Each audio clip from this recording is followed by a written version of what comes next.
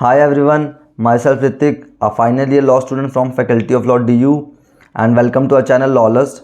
Today we would be continuing our series of landmark judgment of CRPC with the case title Sakiri Vasu vs State of UP.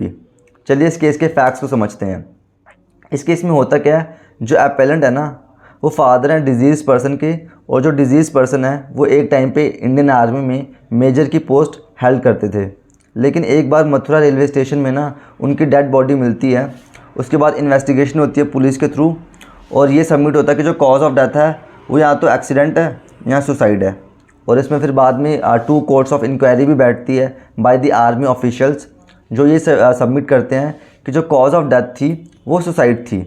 लेकिन जो इस case में appellant है, जो father हैं disease के, वो ये क्लेम करते हैं कि जो मथुरा यूनिट ऑफ आर्मी है ना वहाँ पे रैम्पेड करप्शन हो रही थी, जिसके बारे में उनके बेटे को पता चल गया था और उन्होंने अपने सुपीरियर्स को भी इस बारे में कंप्लेन की थी, जिसके कारण उसकी जो डेथ हुई है वो मर्डर के थ्रू हुई है, मर्डर हुआ उनके बेटे का, और यहाँ पे सुसाइड का कोई मैटर नहीं है। वो फिर रिट पिटीशन के थ्रू हाई कोर्ट अप्रोच करते हैं, पर हाई कोर्ट उस चीज़ को डिसमिस कर देती है क्योंकि हाई कोर्ट को कोई स्पेसिफिक ग्राउंड्स नहीं नज़र आते, और फिर वो अपील के थ्रू सुप्रीम कोर्ट आते हैं।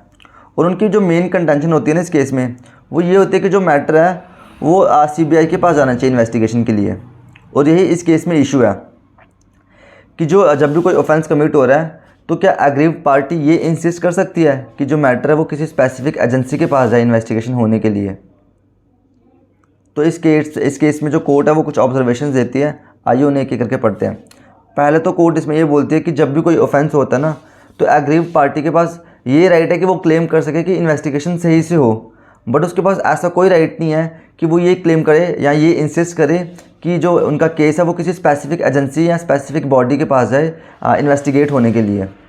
उसके बाद सेकंड ऑब्जर्वेशन कोर्ट ये देती है कि ना मैजिस्ट्रेट के पास पावर है, अगर उसे लगे कि इन्वेस्टिगेशन ठीक से नहीं हो रही तो वो फर्दर इन्वेस्टिगेशन की ऑर्डर दे सकता है अंडर सेक्शन 156 सबसेक्शन 3, और ये उसकी एक इंडिपेंडेंट पावर है। इसका जो बाकी प्रोविजंस में जो भी पावर दी गई है, जो भी इन्वेस्टिगेशन से रिगार्डिंग जो भी प्रोविजंस है उनसे इसका कुछ लेना देना नहीं, और ये एक इंडिपेंडेंट पावर है मैजिस्ट्रेट की। और जब उसको लग रहा है कि इन्वेस्टिगेशन ठीक से नहीं हुई तो वो रीओपनिंग के ऑर्डर भी दे सकता है मैजिस्ट्रेट। और थर्ड ऑब्जर्वेशन इस केस में कोर्ट ये बोलती है कि एक प्रॉपर प्रोसीजर फॉलो होना चाहिए। अगर आपको एक सोल्यूशन नहीं मिल रहा तो आप SP को अप्रोच कर सकते हैं अंडर द रेलेवेंट प्रोविजंस। फिर भी अगर आपको सोल्यूशन नहीं मिल रहा तो आप डायरेक्ट हाई कोर्ट में मत आइए।